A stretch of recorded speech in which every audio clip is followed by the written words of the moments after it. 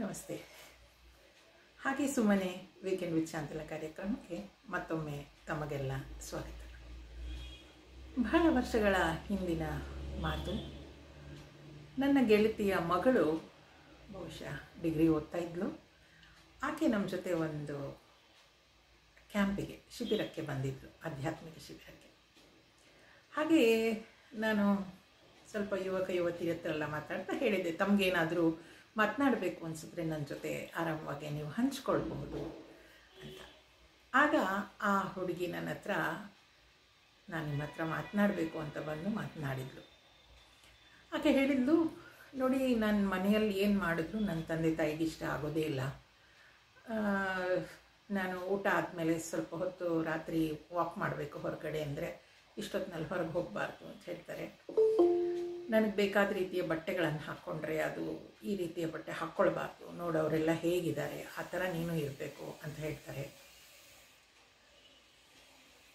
ನಾನು ಏನು ಮಾಡಿದ್ರು ಮತ್ತೊಬ್ಬರಿಗೆ ಕಂಪೇರ್ ಮಾಡೇ ಹೇಳ್ತಾರೆ, ಅವರಿಗೆ ನಾನು ಮಾಡೋದು ಯಾವುದೂ ಸರಿ ಕಾಣೋದೇ ಇಲ್ಲ ಅಂತ.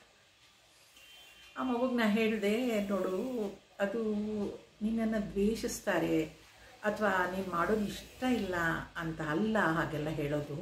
They want to protect you. ತಂದೆ ತಾಯಿಗಳಾಗಿ ನಿನ್ನನ್ನು ರಕ್ಷಿಸಬೇಕು ಅವರು ಅಂತ ಅಂದ್ಕೊಳ್ತಾರೆ. ನಿನಗೆ ಒಳ್ಳೆ ಮಾರ್ಗದಲ್ಲಿ ನಿನ್ನನ್ನು ಕಳಿಸ್ಬೇಕು ಅಂತ ಅಂದ್ಕೊಳ್ತಾರೆ. ನೀನು ರಾತ್ರಿ 10 ಗಂಟೆಲಿ ಹೊರಗಡೆ ಹೋದಾಗ ಏನಾದರೂ ಅನಾಹುತ ಆದರೆ ಅನ್ನೋ ಭಯ ಅವರಲ್ಲಿರುತ್ತೆ. ಹೆಣ್ಮಕ್ಳ ಬಗ್ಗೆ ತಂದೆ ತಾಯಿಗಳಿಗೆ ತುಂಬ ಕಾಳಜಿ ಇರುತ್ತೆ. ಆದ್ದರಿಂದ ಅವರು ನಿನಗೆ ಹಾಗೆ ಹೇಳ್ತಾರೆ. ಅದು ನಿನ್ನನ್ನು ಕಂಟ್ರೋಲ್ ಮಾಡಲಿಕ್ಕಲ್ಲ, ನಿನ್ನನ್ನು ಸರಿಯಾದ ದಾರಿಯಲ್ಲಿ ಕರ್ಕೊಂಡು ಹೋಗಲಿಕ್ಕೆ ಅಂತ ಹೇಳಿದೆ.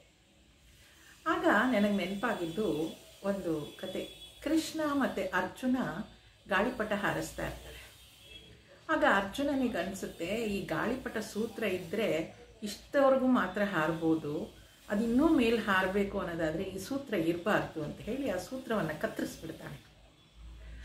ಆ ಗಾಳಿಪಟ ಮೇಲೆ ಹಾರಿ ಹಾರಿ ಹಾರಿ ಹಾರಿ ಹೋಗುತ್ತೆ ಸ್ವಲ್ಪ ಹೊತ್ತು, ಆಮೇಲೆ ಗೋತ ಹೊಡಿತಾ ಕೆಳಗೆ ಬಿಡುತ್ತೆ.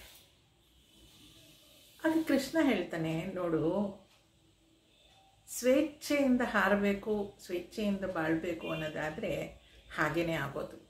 ಎಲ್ಲೋ ಸ್ವಲ್ಪ ಎತ್ತರಕ್ಕೆ ಹೋಗಿ ಮತ್ತೆ ಕೆಳಗೆ ಬಿದ್ದುಬಿಡ್ತಾರೆ.